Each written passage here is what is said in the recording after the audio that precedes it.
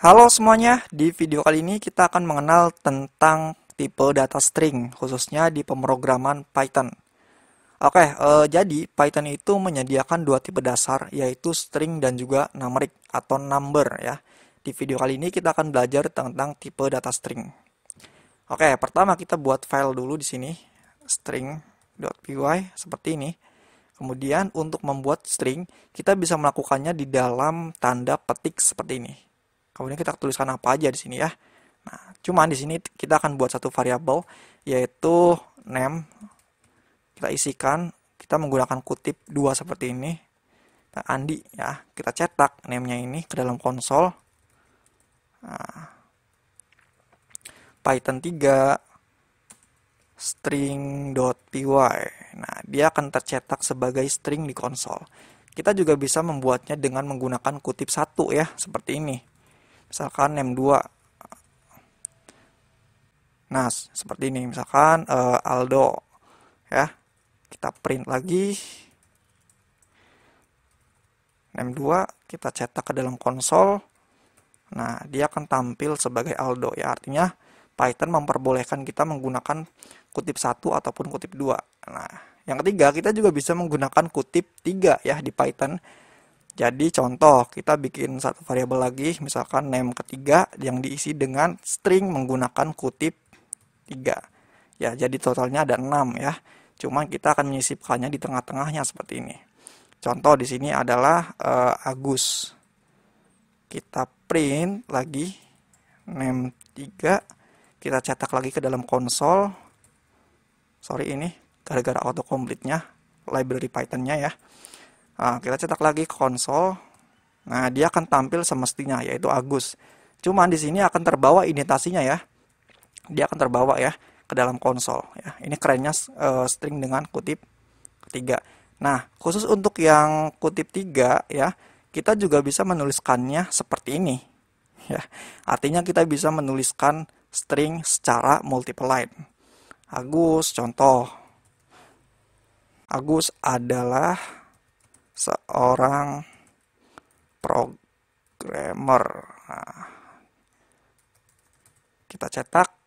Nah, dia akan tampil sebagaimana mestinya yang kita tulis di atas ini. Ya, dimana kita lihat ini proses indentasinya ini akan terbawa ya. Lihat, dia akan terbawa ya. Bahkan sampai ke intinya dia akan menambahkan baris baru saat kita menggunakannya seperti ini ya. Di string juga kita bisa melakukan operasi penambahan atau melakukan penggabungan string ya. Contohnya seperti apa? Contohnya yang variabel name ini kita gabungkan dengan Andi, misalkan Andi Muhammad. Nah, seperti ini. Kita gabungkan kedua string ini. Nah, kita cetak di konsol. Nah, lihat Andi Muhammad ya. Artinya dengan menggunakan tanda plus ini kita bisa menggabungkan dua buah string atau lebih ke dalam satu string ya. Selanjutnya kita akan berkenalan dengan karakter escape sequence di dalam string. Kita komen dulu ini, kita kasih label di sini. String ya seperti ini. String. Kemudian selanjutnya kita bikin di sini adalah escape sequence. Nah, seperti ini.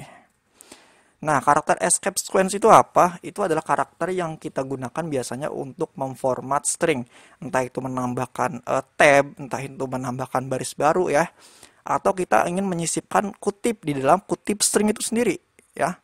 Nah, di sini ada beberapa escape sequence yang ingin saya contohkan. Sebenarnya banyak ya karakter escape sequence yang bisa kita pakai. Cuman di sini kita akan mencontohkannya beberapa ya.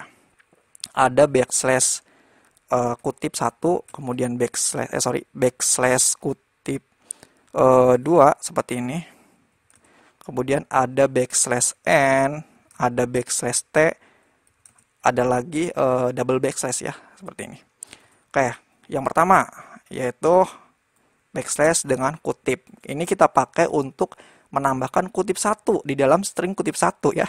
Kalau kita nggak menambahkan backslash, ini akan error ya. Contoh, misalkan name di sini ya. Misalkan nama dia Aldo. Cuman kita ingin menambahkan kutip ya. Kita ingin kutip seperti ini ya. Kalau kita cetak sekarang name seperti ini ke dalam konsol, dia akan error ya. Karena dia menganggapnya sebagai variabel si Aldo ini ya. Dia bukan string karena dia sudah keluar dari string ini ya.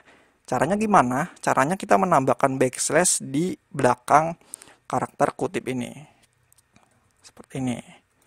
Nah, kita cetak, dia akan tampil sebagai kutip di konsolnya. Ya, kemudian yang kedua, menggunakan kutip 2 ya. Ini nggak jauh beda lah. Intinya kita tinggal merubahnya saja seperti ini. Cuman ini berfungsi saat ininya juga kutip ya, seperti ini ya. Kutip 2 seperti ini. Kita cetak. Nah, dia akan tampil sebagai kutip 2. Kita clear lagi ini. Kita clear lagi.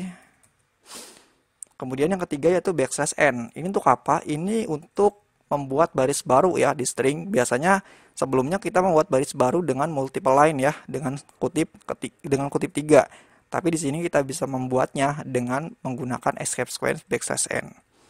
Contoh misalkan name 2 seperti ini.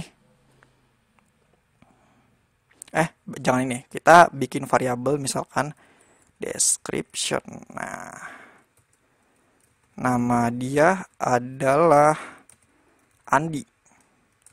Dan dia adalah programmer. Nah, seperti ini. Kita print yang description. Nah, dia kan masih satu baris ya. Kita bisa menambahkan karakter backslash n seperti ini. Kita print. Dia akan menjadi baris kedua. Nah, nama dia Andi. Dilanjutkan dengan baris keduanya yaitu dan dia adalah programmer. Ya, layaknya kita membuatnya di dalam kutip 3 seperti ini ya. Sama aja ya. Kemudian yang ketiga yaitu backslash t. Ya, ini untuk membuat tab. Misalkan description 2 lah di sini. Nama saya Agus. Nah, kalau kita print sekarang description 2, kita print di konsol ya, dia masih satu baris ya. Ya, dia belum ada formatnya gitu. Kita menambahkan backslash t. Artinya kita menambahkan tab di dalam string ini. Nah, kita lihat akan ada indentasi di hasilnya ya. Sebenarnya kita bisa aja menambahkannya dengan menggunakan spasi seperti ini yang banyak gitu ya. Ini nggak jauh beda sebenarnya. Cuman ya ini nggak bagus aja sih ya. Kita harus menambahkan banyak spasi untuk satu string ya. Kita alangkah baiknya menggunakan backslash t seperti ini. Atau 2 kali ya, seperti ini. Nah, lihat. Kemudian yang terakhir yaitu double backslash. Ini untuk apa? Ini untuk menambahkan ya backslash ya. Untuk memformat backslash menjadi string. Nah, contoh seperti ini. Kita bikin satu variabel yaitu URL. Diisikan dengan misalkan path ya. Path apa? Misalkan C. Misalkan home. User. Documents. Nah, seperti ini. Kita backslash lagi. Kita cetak URL. Nah, oke. Kita clear, kita cetak lagi, dia akan error. Kenapa? Karena ini dianggap sebagai karakter escape sequence ya. Seperti ini nih, ya. Caranya gimana untuk bisa berjalan? Kita menambahkan double di semua backslash-nya. Seperti ini, double. Artinya si backslash-nya akan dikonversi menjadi string. Kita contoh jalankan sekarang.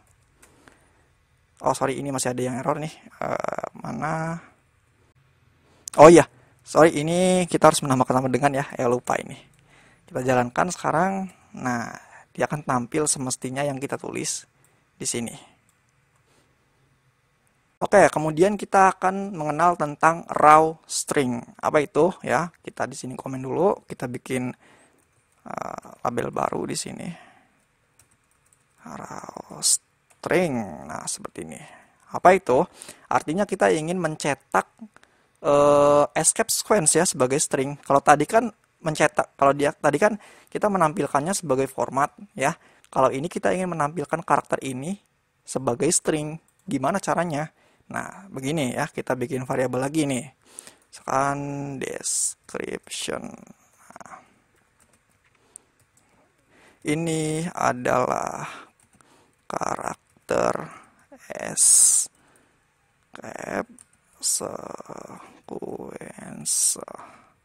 sequence. Nah, kita print ke dalam konsol. Description kita tampilkan di konsol. Nah, dia akan tampil ya. Nah, coba kita tambahkan begini. Nah, backslash apa contohnya, backslash n lah ya, beginilah ya, backslash n seperti ini. Kemudian di sini kita menambahkan backslash t gitu ya. Kalau kita tampilkan sekarang kan dia akan dijadikan sebagai format ya. Tapi kita tidak ingin, kita ingin menampilkannya juga gitu ya sebagai string. Caranya gimana? Kita menggunakan R seperti ini ya. Nah, coba kita jalankan. Nah, lihat. Semua karakter escape sequence-nya dia akan dikonversi ke dalam string. Nah, kita juga bisa melakukan operator perbandingan di string ya. Misalkan operator perbandingan seperti ini. Kita komen, kita kasih ini biar jelas. Nah, ini apa itu? Artinya kita bisa membandingkan suatu string. Apakah lebih besar, apakah lebih kecil, atau suatu string itu sama gitu ya. Sebenarnya operator perbandingan ini akan kita bahas di video-video selanjutnya ya. Cuman sekarang saya akan kasih contohnya dulu. Bagi yang belum mengerti, silakan simak aja gitu ya. Nah, contoh seperti ini. Misalkan name 1 kita kasih isinya yaitu Agus. Kemudian name kedua kita kasih isinya yaitu Andi ya. Kemudian kita print di sini name 1 apakah lebih kecil dari name kedua gitu ya. Nah, kita tampilkan di sini true ya. Artinya name 1 lebih kecil dari name kedua ya. Ini secara karakter ya. Nah, kita operator yang kedua yaitu sama dengan seperti ini. Sama dengan. Apakah name 1 ini sama dengan name kedua ya? Coba kita cetak di sini. False ya, artinya ini tidak sama ya. Kalau kita kasih Andi di sini, dia akan true. Ya, ini akan kita bahas di video tentang operator boolean ya. Oke, yang terakhir yaitu yang selanjutnya kita akan bahas tentang substring. Apa itu? Artinya kita ingin mengambil elemen-elemen dari string ya, entah itu elemen pertamanya, keduanya, atau yang terakhirnya. Contoh di sini kita bikin dulu satu yaitu substring seperti ini. Kita bikin satu variabel yaitu misalkan description. Nah, ini adalah Python. Nah, kita print ke dalam terminal. Tampilkan, dia akan tampil sebagai string ya. Dimana kalau kita ingin mengambil ini adalahnya saja gitu ya, tanpa menggunakan Python-nya ya. Caranya kita bisa melakukan substring di dalam string itu ya. Kita bisa melakukannya dengan seperti ini, 0 ya. Artinya apa? Artinya kita hanya mengambil karakter yang pertamanya saja ya, yang i, dimana ini dimulai dengan indeks 0. Indeks itu kan dari 0, 1 sampai ke berapa gitu ya. Mungkin ini akan kita bahas di video selanjutnya ya. Sekarang kita perhatikan aja gitu.